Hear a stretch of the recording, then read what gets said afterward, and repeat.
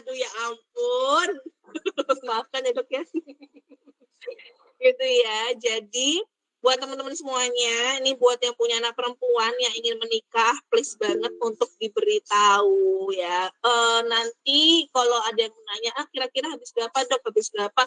Nanti bisa dijawab langsung oleh dokter Evi. Oke teman-teman, kita siap ya buat live webinar pagi hari ini, dan teman-teman boleh pantengin kami berdua, Dokter Evi dan saya, sambil makan, sambil tiduran, sambil masak. Nah, sambil nunggu anaknya pulang sekolah juga boleh, ya kan? Jadi ini adalah ilmu yang sangat-sangat bagus buat para ibu yang memiliki anak perempuan maupun anak laki-laki, ya. Anak perempuan dan anak laki ya, bukan anak yang setengah-setengah ya. Laki-laki maupun perempuan ya. Begitu ya teman-teman ya. Oke, baik. Mungkin waktu akan saya berikan kepada Dokter Evi. Ya, di-share dulu. Terima kasih Mbak Nisa. Selamat pagi teman-teman. Hari ini topiknya memang sengaja saya bikin premarital medical check up, karena biasanya orang itu kalau mau menikah yang dipikirkan pasti perintilan-perintilan mau menikah gitu ya. Tapi jarang yang menikah mereka melakukan medical check up dulu gitu. Jadi biasanya takutnya nanti kok ada apa-apa nggak jadi menikah lagi gitu. Ada enggak ya? Oke, nah sudah mulai. Oke, saya mulai ya teman-teman. Nanti boleh minta PPT saya, boleh di-share kemana-mana. Oke, sehat sebelum menikah. Ya, next, Mbak. Jadi apa sih yang dimaksud dengan periksa medical check up sebelum menikah? Biasanya bahasanya sih premarital screening test gitu ya. Jadi pemeriksaan pranikah atau premarital check up itu merupakan penilaian kesehatan dari pasangan yang akan menikah. Mereka akan melakukan beberapa pemeriksaan, ya dokter akan melakukan beberapa pemeriksaan. Kalau ada yang lengkap banget, ada yang lengkap, ada yang sedikit lengkap, ada yang dasar atau basic sekali. Gitu. Kalau yang lengkap mungkin ada pemeriksaan genetik. Nah, genetika ini untuk mengetahui apakah dari masing-masing pasangan ini ada gen resesif yang nanti akan menimbulkan kecacatan bayi ya, kecacatan bayi. Atau mungkin mereka itu dua-duanya ada bawaan dari keluarga penyakit talasemia atau kanker darah atau leukemia.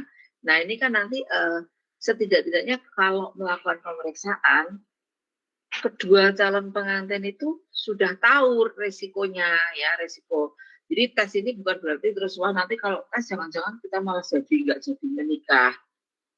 Padahal udah terlanjur cinta gitu ya. Sebetulnya nggak gitu juga gitu. Jadi setidaknya mereka tahu atau tahu resikonya atau sudah mempersiapkan, mengantisipasi seandainya nanti anaknya lahir dengan kelainan bawaan.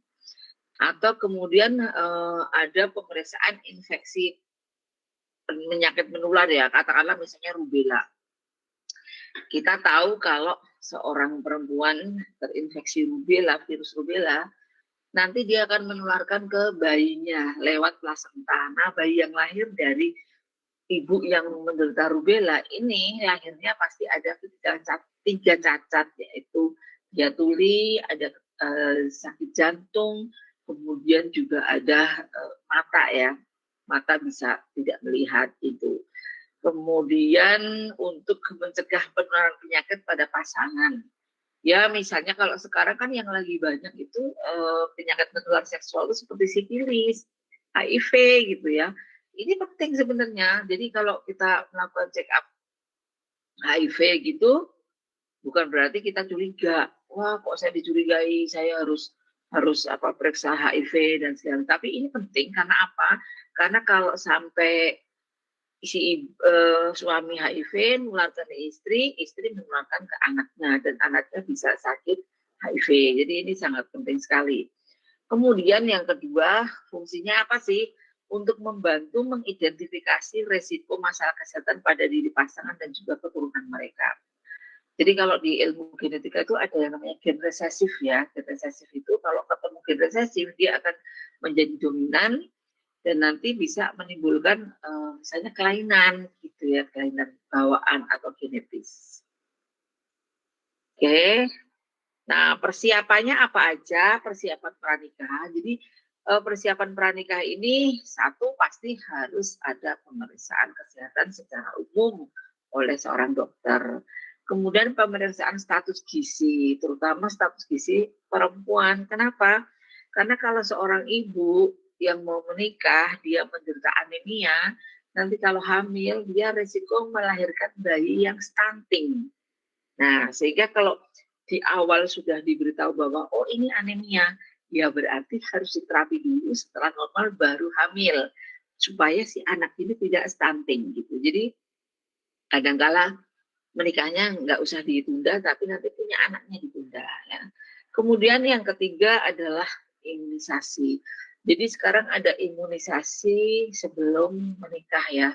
Jadi imunisasi itu apa aja, meliputi apa aja. Satu ya, kalau TT itu pasti karena sampai saat ini yang diwajibkan oleh pemerintah itu adalah TT atau tetanus toksoid. Ini untuk mengurangi resiko terjadinya kelahiran yang terinfeksi penyakit tetanus.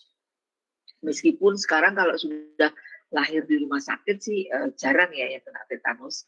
Kemudian ada vaksin MMR. MMR itu untuk mencegah penyakit mumps. Mumps itu gondongan. Kemudian ada rubella ya. Terus measles. Measles itu cacar air, gabaken. Mungkin kalau bahasa Jawa sih gabaken ya, atau campak bahasa Indonesianya. Kemudian ada R-nya rubella. Ya kita tahu kenapa mumps atau gondongan ini yang kelihatannya adalah penyakit yang dianggap biasa, ternyata efek samping atau komplikasi dari si anak yang terkena infeksi mumps atau gondongan ini bisa mandul, baik laki maupun perempuan bisa mandul ya. Kalau rubella tadi, kalau terinfeksi melahirkan anak yang cacat jantung, tidak bisa melihat dan tuli. Kemudian yang measles atau campak ini juga sama. Nah, sehingga dengan vaksin sebelum menikah ini, semua penyakit yang berbahaya bisa dihindari, seperti hepatitis B itu juga penting ya untuk ibu-ibu yang mau menikah.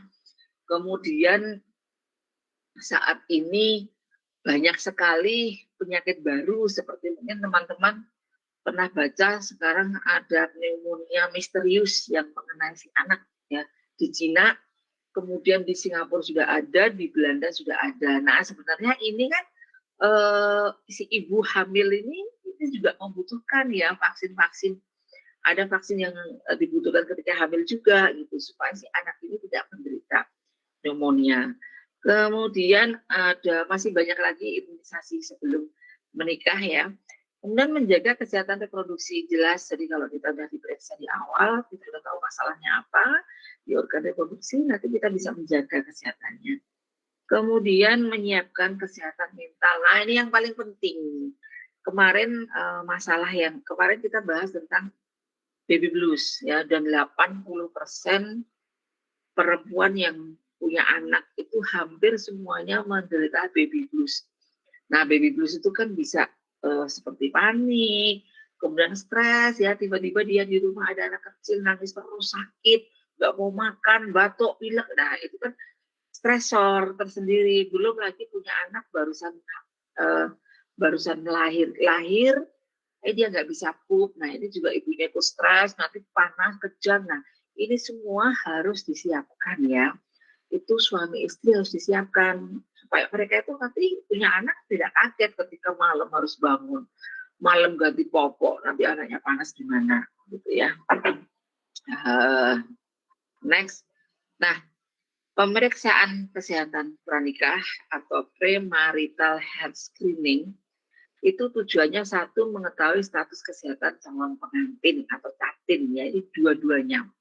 Jadi pemeriksaan dua-duanya. Dua, memberikan waktu pengobatan apabila ditemukan masalah kesehatan. Ya, jadi kalau misalnya ada masalah kesehatan yang harus diobati, dia diobati dulu sebelum menikah. Gitu. Jadi nanti kalau habis menikah, dia udah sehat, dan kalau misalnya penyakitnya masih ada, nah hamilnya yang ditunda. Yang ketiga, mencegah penularan penyakit kepada pasangan. Jelas kalau ini ya, karena banyak sekali penyakit-penyakit menular seksual.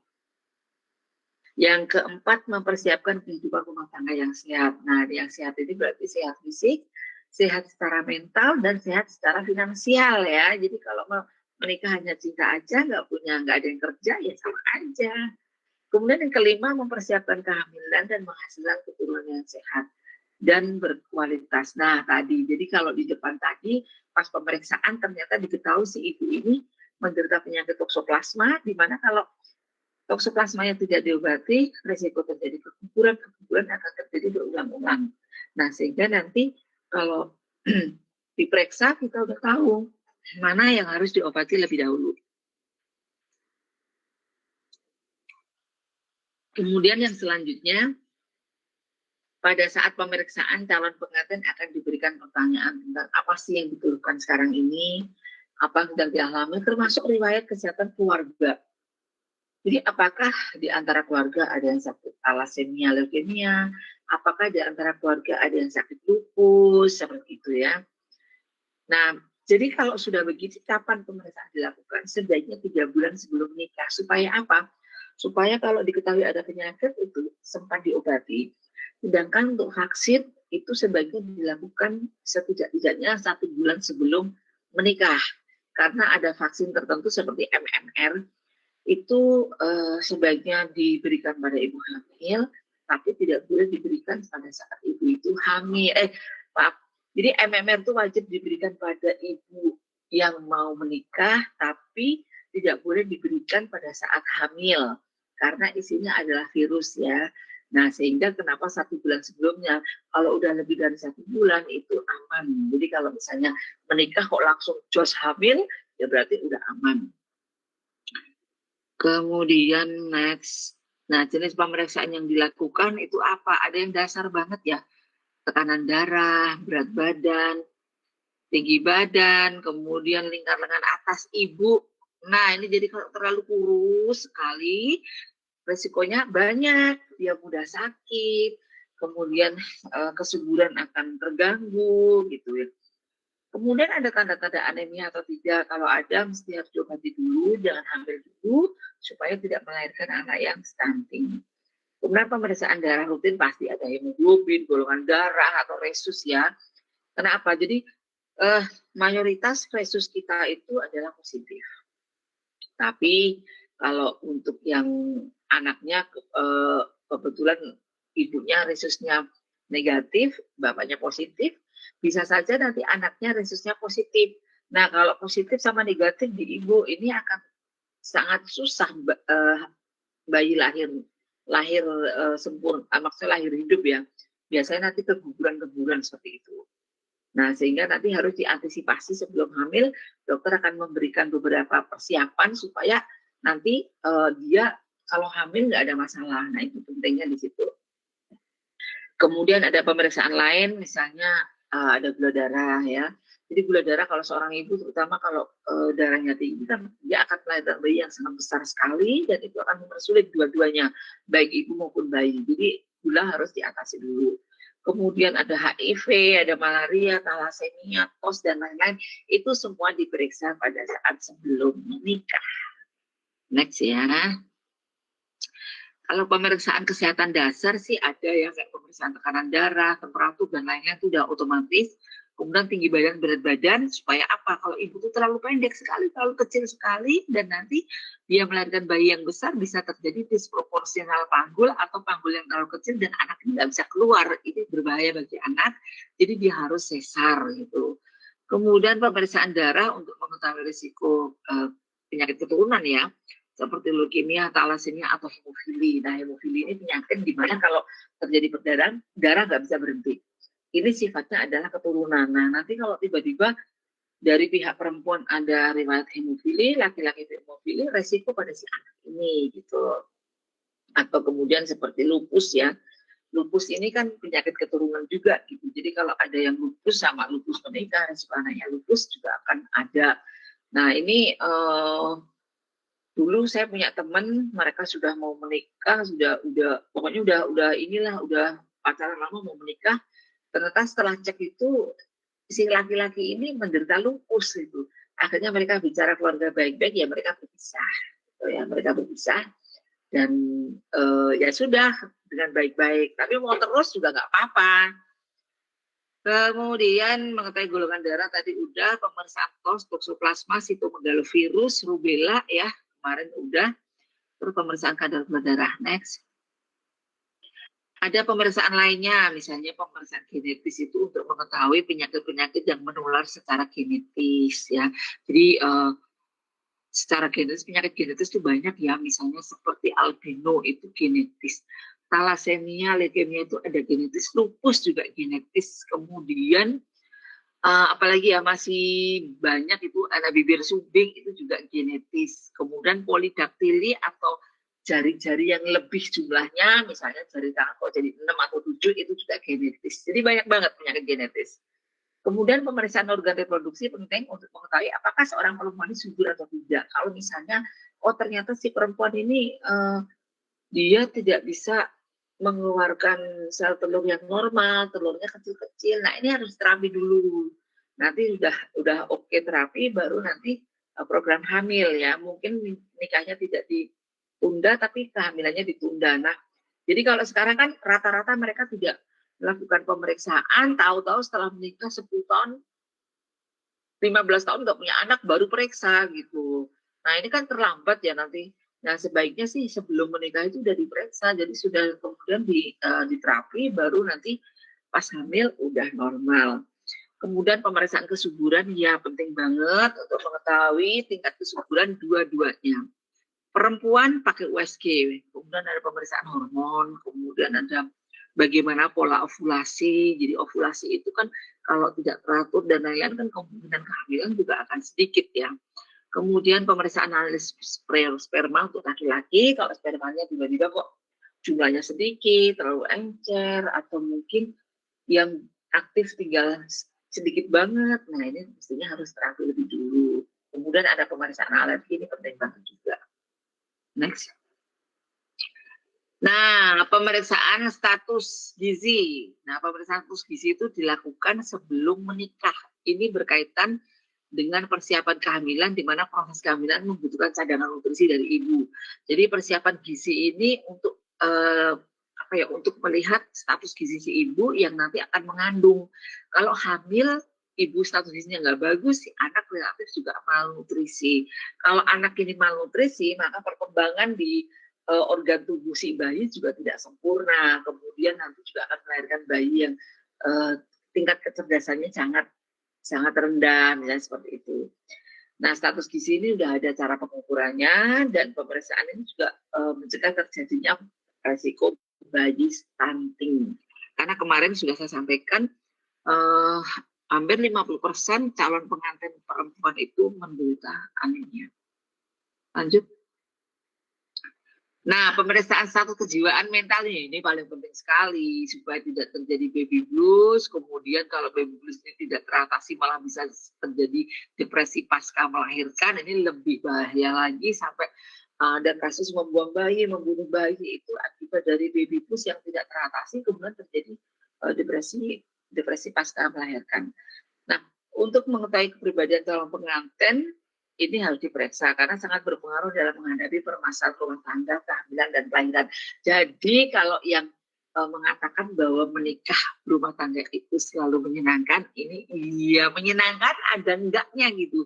Menyenangkannya karena menikah dengan orang yang dicintai ya. Tapi memasuki babakan baru dari rumah tangga itu kan pasti banyak masalah ya, jadi finansial, psikologis, masalah sosial, di mana kita tadinya hanya punya satu keluarga, tiba-tiba punya 2 keluarga, dan 2 keluarga itu kita harus ikut sosial kemana-mana, belum nanti dapat mertua yang nggak menyenangkan, belum ipar-iparnya dan sebagainya ya, itu masalah banget gitu.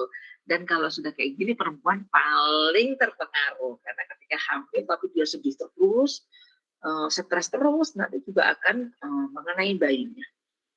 Kemudian pernikahan akan membawa perubahan dalam kehidupan sosial, ekonomi, budaya, dan juga psikologi calon pengantin pasti ya.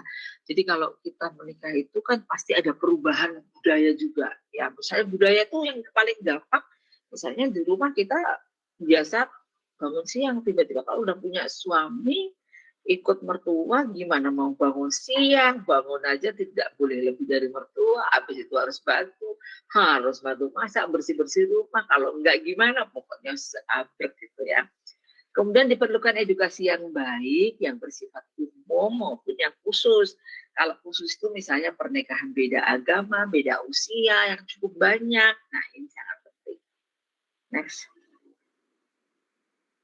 Nah, ini sedikit ke imunisasi ya. Imunisasi premarital itu ada TT atau DPT untuk menghindari terjadinya tetanus. Kalau DPT kan ada difteri, pertussis, dan tetanus.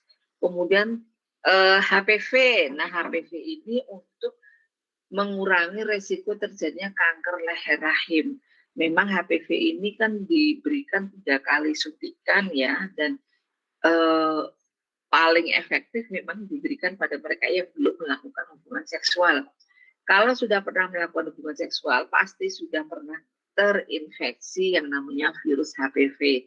Hanya saja virus HPV ini kan saudaranya banyak, jadi hanya tipe-tipe tertentu saja yang dia bisa menyebabkan kanker serviks. Nah, tipe yang lainnya sih enggak ya, hanya ringan aja. Nah, ini semua ada di HPV. Kemudian vaksin HPV ini bisa mencegah sebagian besar kasus kanker serviks yang disebabkan oleh virus. Nah, untuk kanker serviks ini sebaiknya memang dua-duanya ya, suami juga, karena ada suami itu penyebab HPV yang disebabkan HPV pada laki-laki adalah terjadi kanker penis. Nah, ini harus dua-duanya. Kemudian MMR yang tadi saya bilang ada mumps atau gondongan, kemudian ada measles atau campak, dan kemudian R2 rubella. Kemudian cacar air atau varicella ini penting. Kenapa? Supaya anak kita yang kita kandung itu dia sudah mendapat kekebalan dulu dari ibu untuk varicella, dan nanti setelah usia setahun baru kita dapat varicella lagi si anaknya, untuk mencegah terjadinya herpes zoster ya. Jadi sekali kita kena varicella atau cacar air, virusnya nggak keluar dari tubuh, dia sembunyi dan dia akan muncul kembali, daya tahan tubuh turun, dan itu munculnya bentuknya adalah herpes zoster. Hepatitis B jelas ini penting ya, baik untuk yang mau menikah maupun yang nggak menikah. Hepatitis B itu penting. Kenapa? Kalau kita sekali terkena hepatitis B dan tidak tuntas pengobatannya, akhirnya akan menjadi kanker liver. Dan kalau sudah terdiagnosa kanker liver, usianya biasanya tinggal maksimal 6 bulan setelah ditegakkan diagnosa. Ya, saya rasa itu Mbak Nisa. Tinggal bertanya-tanya.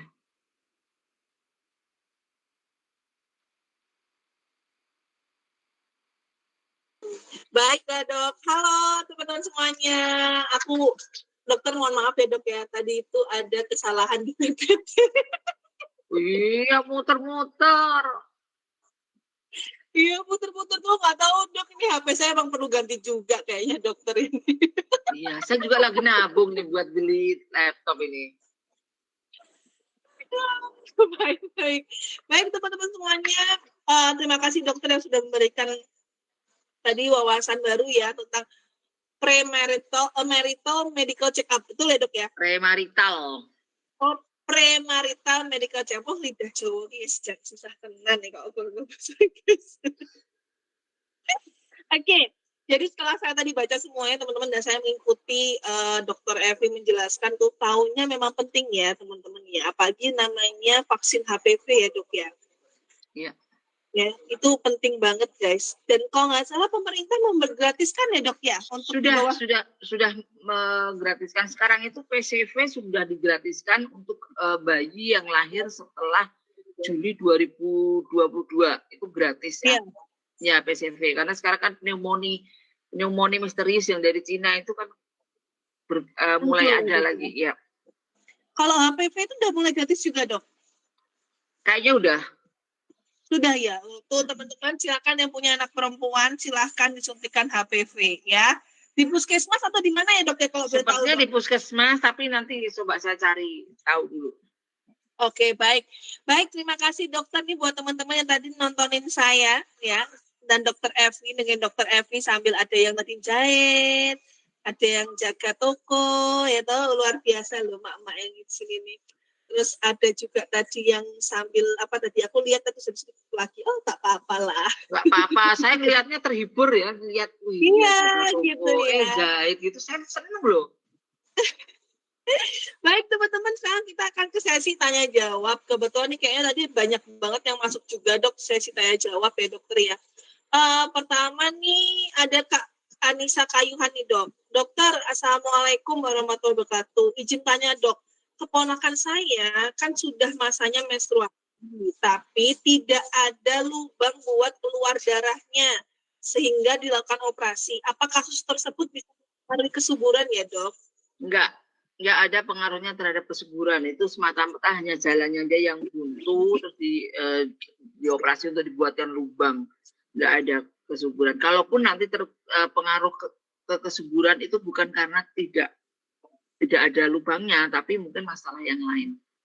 Oke, baik. Jadi bukan dikarenakan masalah lubang yang buat keluarnya darah ya, tetapi pengaruh kesuburan itu ada efeknya, ada penyebab yang lain ya teman-teman ya. Jadi bukan karena itunya ya. Oke, baik dokter, terima kasih. Begitu ya Kak Anissa ya. Selanjutnya dari Kak Dartin ya. Assalamualaikum dokter.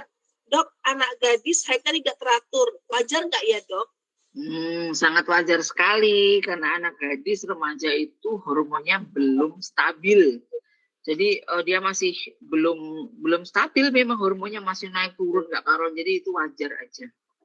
Jadi sangat-sangat wajar ya dok ya. Jadi nggak perlu takut ya Kak Darti ya. Nah ini kalau misalnya hitungannya tidak wajar itu kapan dok umurnya mungkin?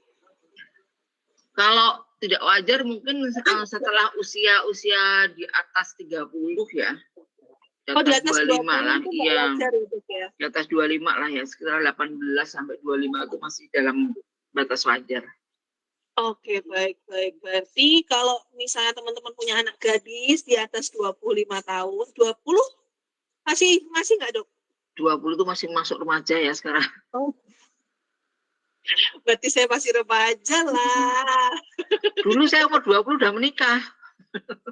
Wah, saya kalah sama dokter. Oke, berarti umur 20 itu masih remaja, di atas 25 itu baru teman-teman lebih agak worry. Ya, kalau tapi sampai usia 40 pun kalau pola makannya nggak bagus, itu bisa aja hormon menjadi tidak teratur. Nah, mungkin sarannya untuk Mbak Darti, nah ini diberi Rosvi aja untuk membuat hormon itu menjadi lebih stabil ya. Tuh, Rosvi berarti itu kayak terapi hormon ya dok ya? Oh, bukan. Kalau terapi hormon beda lagi, itu memerlukan pertimbangan yang sangat berat. Kalau Rosvi kan memang suplemen yang ada kacit Fatimah, itu dia bisa membantu menstabilkan hormon. Oh, berarti menstabilkan hormon dengan terapi hormon beda lagi ya dok ya? Beda. Oke. Baik dokter. Maaf ya dok ya, maaf saya pecicilan ya dok. Dokter jangan ilfil ya, saya dok. Baik, selanjutnya ada Kak Aina KB 2998. Oh, aku agak tadi salah fokus KB keluarga berencana gitu kan. Soalnya nomor member ya, berstokisnya ya. Izin bertanya dok, apakah kegemukan juga salah satu mempersulit hamil? Caranya bagaimana ya dok biar cepat hamil untuk solusi badan yang kurang seimbang atau tidak ideal? Saya bisa menjawab. Iya, itu sudah sering ditanyakan. Coba dijawab Mbak Nisa. Mbak cintaku, sayangku, bunda-bundaku Mbak Aina, betul sekali namanya obesitas itu juga sangat mempengaruhi namanya kehamilan. Jadi kalau misalnya Kak Aina pengen sekali, ada ini ya guys, ada suara srek gitu ya. Mohon maaf ya teman-teman ya. Jadi kalau misalnya teman-teman itu pengen hamil dalam keadaan mungkin obesitas, akan lebih baik dikurangi dulu ya berat badannya ya dok ya. Itu lebih bagus lagi ya. Karena apa? Takutnya nanti kayak saya nih ketika berat badannya berlebih terus hamil, banyak sekali lah masalahnya, dari preeklamsi lah dan lain gitu ya. Jadi akan lebih baik berhati-hati dan tidak bermasalah kehamilannya. Ya, terlalu kurus juga bermasalah juga. Kenapa? Karena memang hormon itu menjadi tidak stabil kalau terlalu gemuk atau terlalu kurus. Kalau terlalu kurus jelas jaringan lemaknya itu sangat sedikit sekali. Jadi kita kan tahu pembuatan hormon ada di jaringan lemak ya, salah satunya. Jadi kalau itu terlalu banyak atau terlalu sedikit pasti akan mempengaruhi. Siap dokter. Selanjutnya ada pertanyaan nih dok dari Kak Lena. Dokter mohon maaf banget, penyakit lupus itu apa ya dok ya? Soalnya saya masih belum mengerti. Oh, jadi lupus itu termasuk penyakit autoimun, ya, autoimun sistemik. Ini dia tandai ada autoantibodi terhadap autoantigen. Jadi gampangannya gini, lupus itu tubuh memproduksi antibodi untuk menyerang antigen. Nah, tetapi yang diserang ini adalah badan sendiri, ya. Jadi biasanya kalau ada kita yang normal tidak punya autoimun itu kan, misalnya kita kemasukan virus. Nah, antibodi kita menyerang gitu, karena virus itu musuh gitu. Tapi kalau lupus ini, ya itu organ tubuh sendiri itu diserang gitu. Jadi salah persepsi. Nah, sehingga lupus ini nanti termasuk organ mana yang diserang. Nah, itu misalnya kayak lupus yang banyak diserang ke ginjal. Nah, bisa aja ginjalnya menjadi rusak, menjadi gagal ginjal kayak gitu kan. Nah, jadi seperti itu. Makanya kalau untuk penyakit lupus atau autoimun nanti obatnya mesti obat-obat untuk mendepres atau merepress kekebalan. Jadi karena terlalu aktif antibodinya orang yang punya autoimun itu terlalu aktif sekali. Jadi dia harus ditekan gitu. Kunci kenapa dok? Kemarin kayak dokter pernah memberitahu saya kalau kita punya autoimun itu kemungkinan besar kenapa dok? Stres ya dok ya?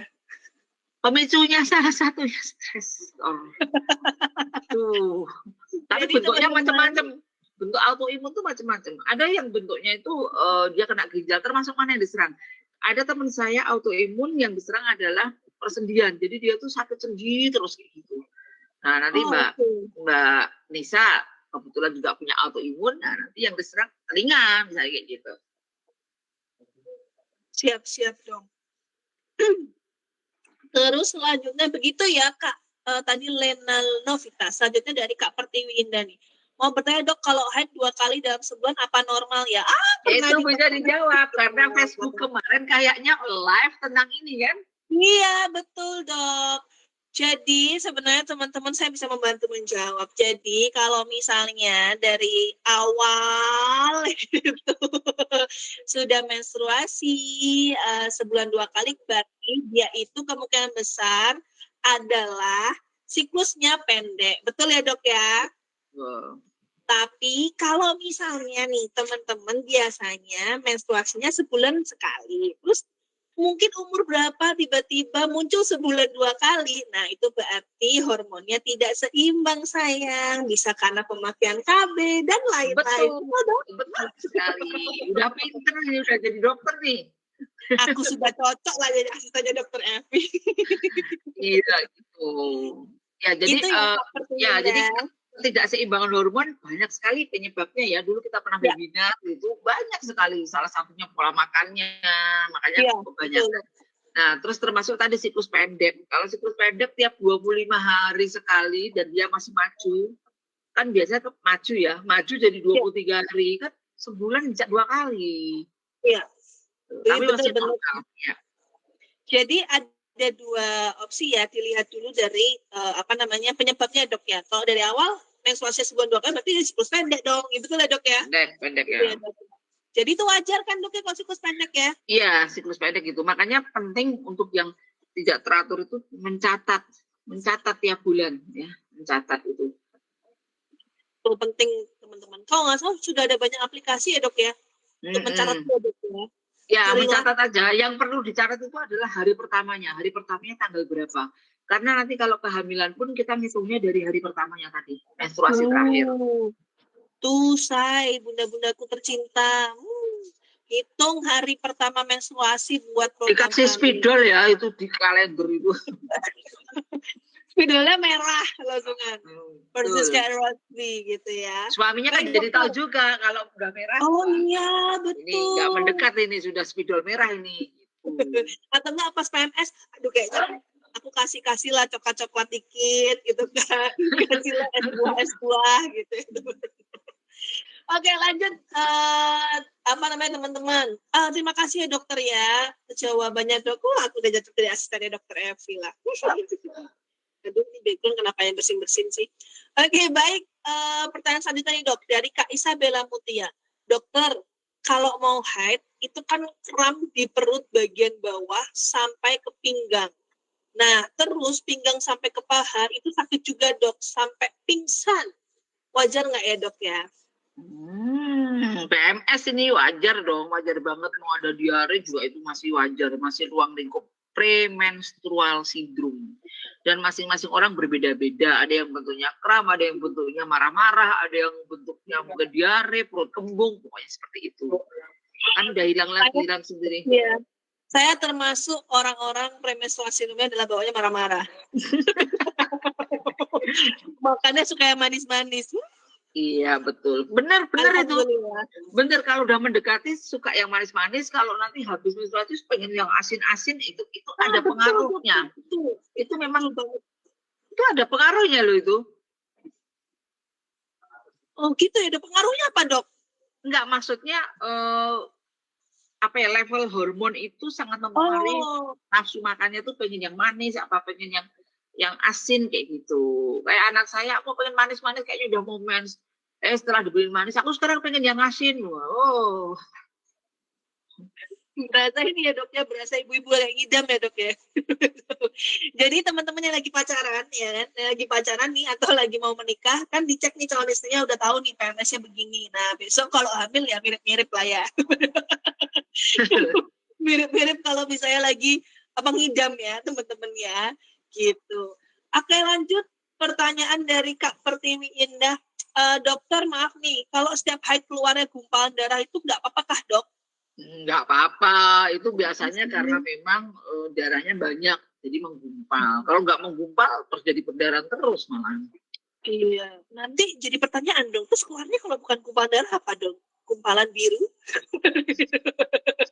Gumpalan darah biru gitu ya? Gumpalan lemak?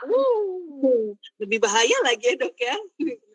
Oke, baik dokter, terima kasih. Selanjutnya dari Kak Halimah Nasa nih, dok, anak perempuan kelas 5 SD itu sudah haid, tapi cuma sehari. Habis itu sampai kelas 6 SD nggak haid lagi sama sekali. Apakah itu wajar dokter? Oh, pernah dibahas lah ini.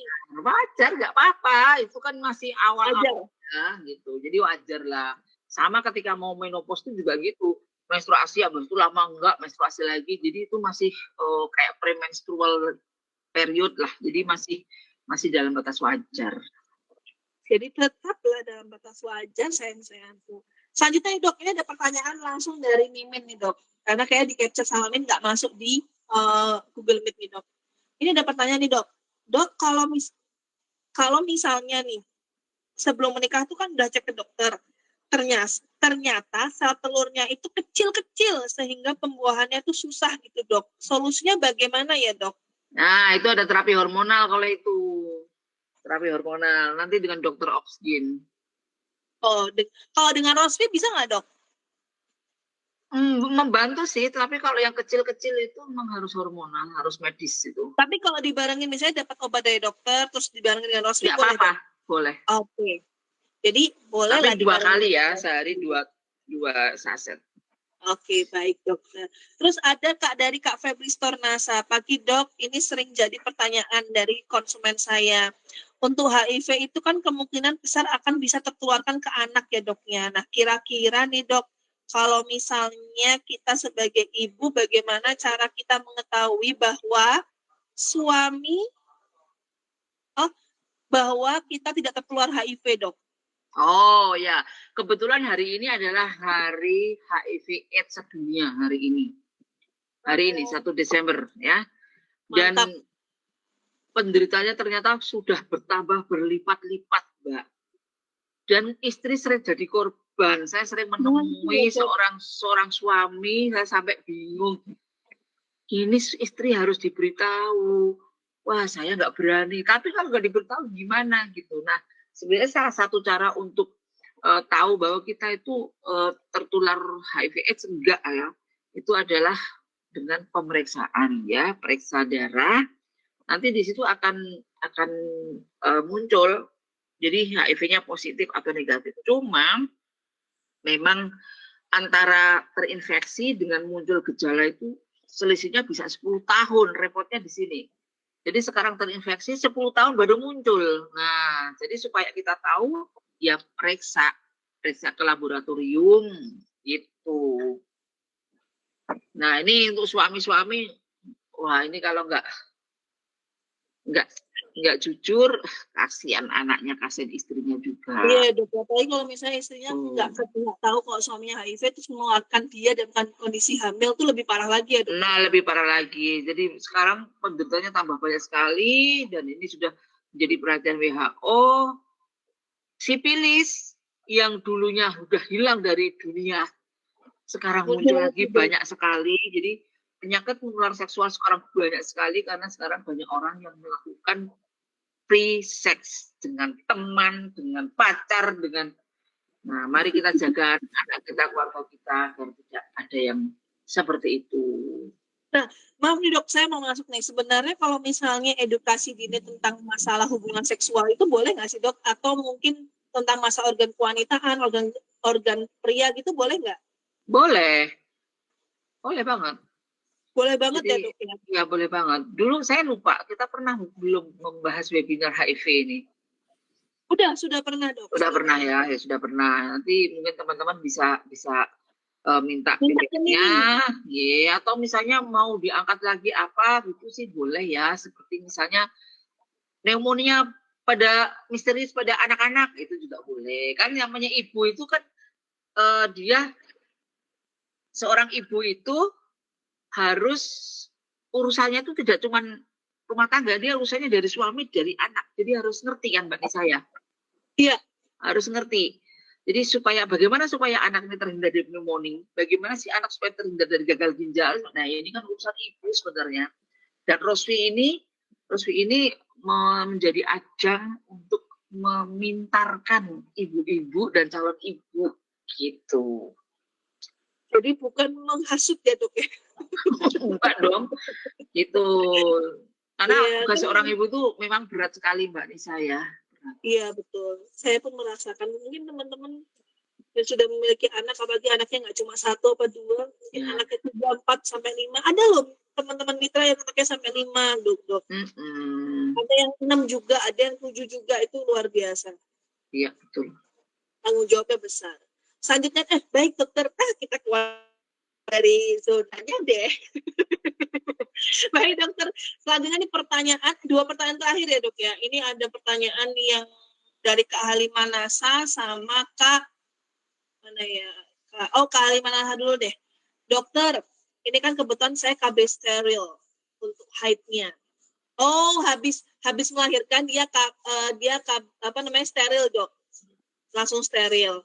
Nah, kenapa kok saya itu menstruasinya lama banget ya Dok ya, habis steril, padahal usia anak 6 bulan baru haid, terus haidnya sekarang malah maju, mundur, cantik gitu Dok.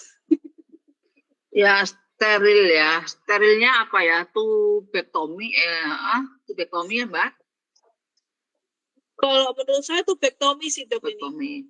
Ya, jadi memang ini kadang-kadang operasi steril kayak gitu tuh mempengaruhi hormon, keseimbangan hormon juga. Tapi nanti lama-lama dia akan ini sendiri, akan akan stabil lagi, normal lagi. Mbak Alima dibantu Rosvi aja untuk menstabilkan headnya. Biarpun dengan steril nggak masalah ya Dok ya? Oh nggak masalah, nggak ada hubungannya, sama aja. Ya, soalnya Rosvi kadang sering disalahin Dok. Kan dia nggunain KB, misalnya KB pil, KB ini terus minum Rosvi jadi hamil gara-gara Rosvi. Oh enggak dong, itu hamil kan karena suaminya, bukan karena Rosvinya. Tuh dengerin ya, Rosvi kan tidak memberikan salah satu sepertiganya ya Dok ya. Jadi dia tuh hanya membantu cinta, jadi jangan salahkan Rosvi lah. Tuh Rosvi kalau bisa ngomong pasti ngomong salahkan tuh terus gitu kan. Oke Dok, ini pertanyaan terakhir nih dari Kak Alvinasa nih Dok. Dokter, saya kan usianya 15 tahun sudah menstruasi, tapi menstruasinya tuh sebulan bisa 3 kali. Bersih seminggu, dipakai selat 3-4 hari, mens lagi, selesai seminggu lagi. Itu kenapa ya dokter ya? Ya sekali lagi ini memang 15 tahun usianya ya? Ya. Nah, 15 tahun masih termasuk sangat remaja sekali, jadi dia memang belum stabil kadar hormonnya. Mbak Alvinasa, Mbak Alfi, coba deh diterapi dengan Rosvi deh, tidak perlu obat dulu, ya, Rosvi. Nanti dia akan teratur sendiri kok. Jadi minumnya sehari berapa kali, Dok?